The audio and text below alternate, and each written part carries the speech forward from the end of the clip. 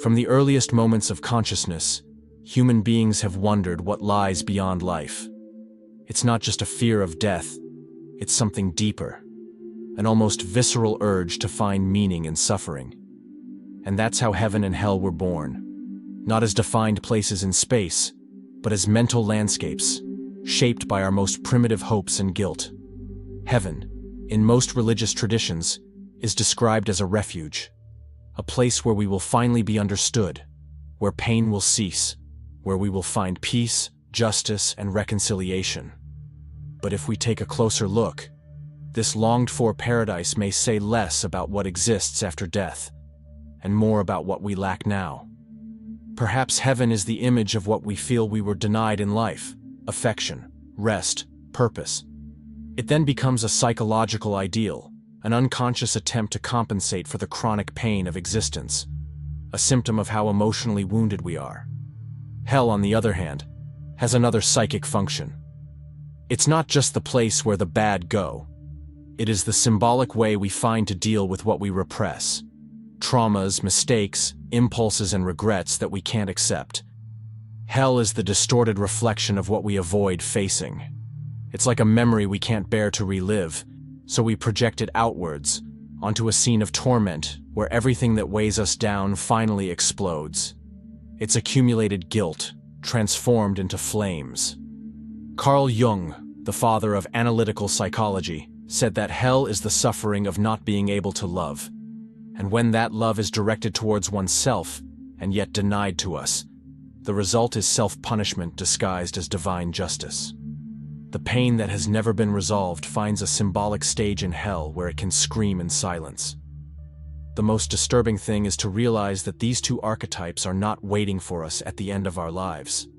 They are already at work now, silently. Heaven appears when we fantasize about absolute relief, when we tell ourselves that one day everything will get better. Hell, on the other hand, manifests itself when we are consumed by guilt, remorse, and the feeling that we are unforgivable. Both are movements of the soul trying to survive the complexity of being alive. The real question, then, is not whether heaven or hell exists after death. The question is, in which part of us do they already live today? At what point in our routine does heaven serve as an anesthetic, and hell consume us in silence? In this video, I want to take you on this intimate and profound journey. A journey whose final destination is not a definitive answer, but a new way of seeing. Because maybe heaven and hell aren't places we go to. Perhaps they are places we come from and return to. Every time we ignore the truths that hurt the most, there comes a point in life when suffering becomes so continuous that the brain, in its search for relief, creates images of absolute hope. These aren't simple hopes, like better days or a chance to start over. They are complete, detailed fantasies, where everything that hurts today disappears, where we are loved without effort, welcomed without judgment, fulfilled without struggle. The name we've given this place over the centuries has been heaven. But what we call heaven may just be an emotional response to our inability to deal with the raw pain of the present. It appears as a spiritual painkiller, a psychic construction shaped by the desperation of wanting something at some point to make sense. Heaven is comforting, yes, but it is also often an escape, a promise that prevents us from looking at what is hurting now. Think of the times you found yourself saying, "One day, everything will get better. One day I'll be rewarded. One day they'll recognize my value." These are phrases full of faith, but also of procrastination. Instead of facing the discomfort of frustration, we project an idealized state into the future. In this way, current suffering is given a sacrificial frame. We suffer with hope because we believe that someone, somewhere, is taking note of our merits. This connects directly to the human desire for justice. Heaven is often the desperate attempt to believe that the world is fair, even when everything shows otherwise. It is the hope that pain will not be in vain. But this belief, although understandable, can turn into a prison. Because when we start living hoping for this future paradise, We disconnect from the only reality where something can really be transformed: the now. Nietzsche, in his fierce critique of Christian morality, claimed that heaven was invented by the weak to bear the weight of a life without glory. For him, the promise of a perfect afterlife was a negation of earthly life, a refusal to face pain with courage. Although this view sounds extreme, it touches on a sensitive point. How often do we use the idea of heaven to justify our resignation? I'm not saying that we should abandon all forms of hope. The question is, what kind of hope are we nurturing? The kind that pushes us to act, or the kind that paralyzes us waiting for a magical salvation? Heaven as a symbol can be beautiful, but heaven as anesthesia prevents us from growing. Because while we project onto the future what we want to feel now, peace, relief, meaning, we become spectators of our own lives. And a life observed from a distance is a life that slips through our fingers. The challenge, then, is not to abandon heaven, but to bring it closer. Translate your promises into action. What exactly are you hoping to feel there? Peace? Freedom? Love? Well, start building it here. Because perhaps true paradise is not a destination, but an inner attitude towards the reality that presents itself. What if the heaven we long for is actually a reminder of what we need to cultivate in ourselves? If heaven is born of the desire for relief, hell springs from what we can't bury. It's not a punishment imposed by a higher being.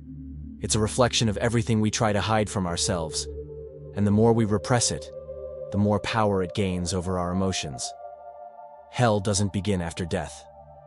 It begins every time guilt is not dealt with, trauma is denied, pain is swept under the unconscious, and left there to ferment in silence. Carl Jung used to say that those who look outward dream, those who look inward awaken. But whoever looks inwards with sufficient courage inevitably encounters their own shadow. And the shadow, when ignored for too long, creates hell. Not a metaphorical or poetic hell, but a real one. Experienced in the body, in relationships, in emotional outbursts that we don't understand. Constant anxiety, self-sabotage, anger that comes out of nowhere, guilt that we don't know where it comes from. All this is hell talking through the back door. Religions have personified this suffering as punishment, flames, screams, torture. But the real hell doesn't need these images. It already burns us when we're alone and can't stand our own minds. When painful memories pop up without warning, or when we do everything we can to silence our conscience, and yet it still insists on whispering at night. Freud would call this the return of the repressed.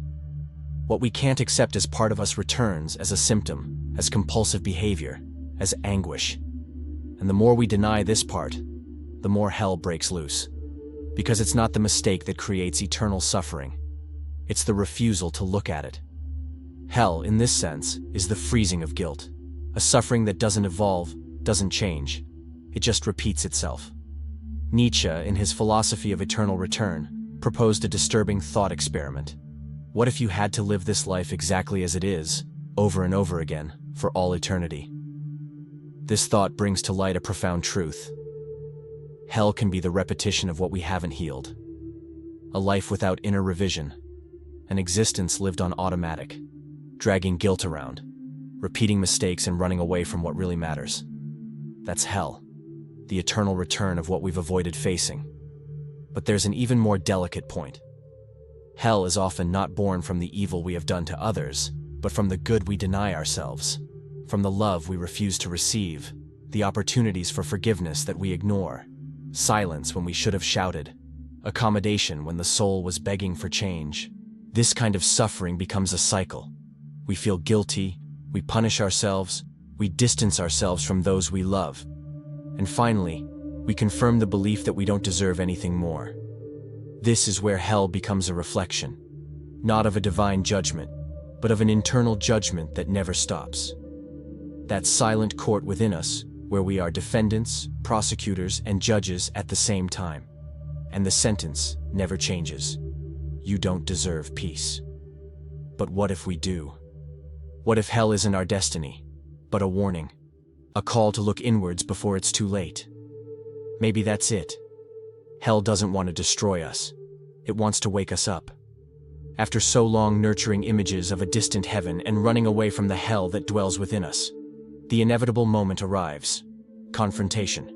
No longer with mythological figures, but with what they represent within our own psyche. Reconciliation with heaven and hell is actually reconciliation with the parts we refuse to feel. The forgiveness we so desperately seek on the outside needs to begin on the inside. We live in a hurry, distracted, accumulating pain without processing it. Shame is swept under the carpet. Anger is turned into irony. Sadness is anesthetized with distractions. But everything we avoid ends up forming what we call a shadow. A psychic reservoir that, the more we ignore it, the more it controls our choices. Heaven and hell, in these conditions, become emotional extremes that try to give shape to what we don't understand. Heaven calms us, hell haunts us. But both cry out for consciousness. Jung said that individuation, the process of becoming who you really are, requires confronting the shadow, not to destroy it, but to integrate it.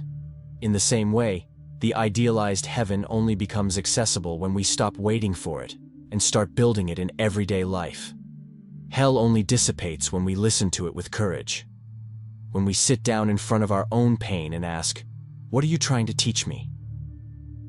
This moment of listening is rare, but profoundly transformative. It doesn't require great rituals or spiritual retreats. Sometimes it happens in a dark room, on an ordinary day, when the silence becomes stronger than the internal noise. When something inside us whispers, "No more running away." And that's when forgiveness begins. Forgiveness is not forgetting. It's integrating. It's allowing what hurt, but wasn't understood to be accepted without judgment. It's saying, "Yes, I made a mistake. Yes, I was wrong. But now I choose to treat myself with dignity." Hell disappears when guilt stops being a sentence and becomes learning. Heaven approaches when we stop idealizing the unattainable and start practicing small reconciliations with our history, with our body, with our truth. And what was once duality becomes unity. Heaven and hell are no longer opposite extremes, but movements of the same soul seeking balance. Because there is no light without shadow, no redemption without a fall. Emotional maturity begins when we understand that suffering no longer has to be a punishment. It can be a starting point. And that hope doesn't have to be an escape. It can be a tool. Perhaps the real hell is not the pain itself, but the feeling that we are alone within it.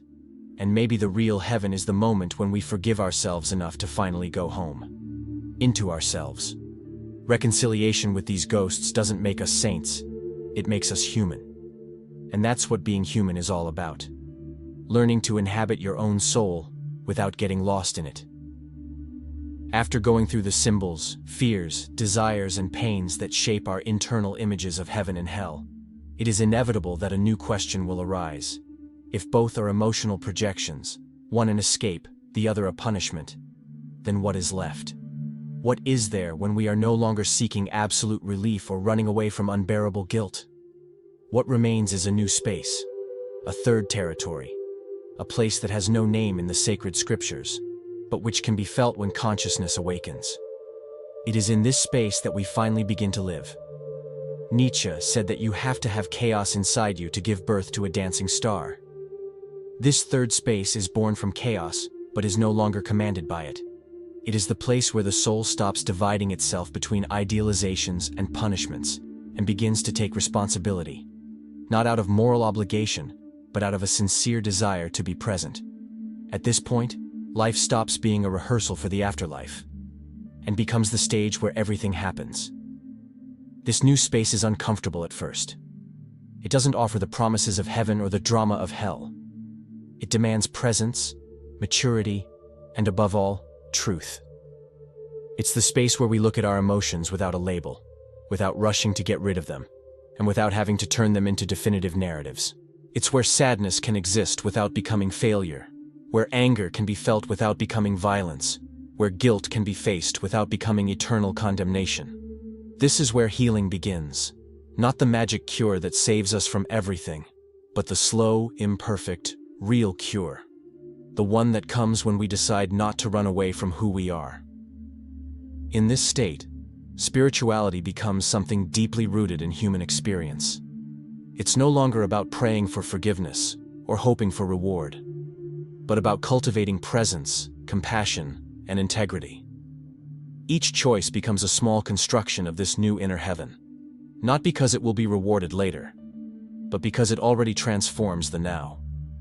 Many men, especially between the ages of 30 and 50, reach this point in their lives feeling that something has been lost along the way, that the struggle for recognition, for success, for strength, has left a void.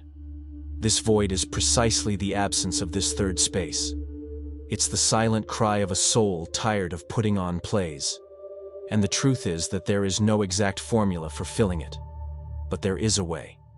And that path begins when we stop dividing the world into right and wrong, light and darkness, heaven and hell. And we start asking, what is true for me now? In this space, spirituality is not a doctrine, but listening. Morality is not a manual, but an inner coherence. And redemption is not an event, but a practice. Daily, human, deeply personal. Perhaps heaven and hell were just the first languages we used to try to understand something that now, with greater awareness, we can feel directly. That life is sacred, not because it is perfect, but because it is real. And that to live fully is to accept that within us there is light and shadow, and still walk with dignity. Perhaps the question has never been, where do we go after death? But rather, how are we living before it? Because no matter what each religion, doctrine, or belief says about the afterlife, there's one thing we all know for sure. We're here now, feeling, falling, trying. And in this now, heaven and hell continue to exist, not as destinations, but as internal states that we visit daily. Every time we avoid a necessary confrontation, every time we remain silent in the face of the truth, every time we betray ourselves in the name of approval, hell whispers. And every time we choose honesty, even if it hurts, every time we give voice to our conscience, every time we love without a mask, heaven opens up, discreetly, in small experiences of freedom. You don't have to die to cross these landscapes. They are everywhere. In the hug you avoid, in the forgiveness you postpone, in the silence you nurture. Hell is repetition. Heaven is awakening. And the point of choice between one and the other is always the same: awareness. The great turning point begins when we stop seeking paradise as a reward and start building it as a practice. When we stop fearing hell as a punishment and start seeing it as a warning. Heaven is not above the clouds. It's in the courage to look at yourself and not turn away. It's in the willingness to take responsibility without condemning yourself. It lies in the silent effort to be whole, even when no one is watching. It's not easy. It requires renunciation. It requires presence. It requires you to give up the comfort of illusion. But there is a peace that comes when you decide to stop running away from yourself. And this peace, however subtle, is more valuable than any heavenly promise. Because it is real. You can feel it in your body, in your breath, in your encounters. It reconciles you with existence. If you've come this far, it's because something inside you also wants that third space. That place where heaven and hell are no longer absolutes, but signs. And if this content has touched you in any way, if it has brought you a new vision, a pause, a spark of awareness, then I invite you to return this moment. Like the video, subscribe to the channel, and share it with those who may also be living between extremes, searching for a place of truth. And if you feel that this kind of reflection deserves to continue, consider supporting this channel with any amount. Your support doesn't just feed a project, it keeps alive a space where thought, soul, and truth can meet. Because in the end, perhaps the most important question is not, where is heaven? But rather, in what attitudes does it begin to reveal itself?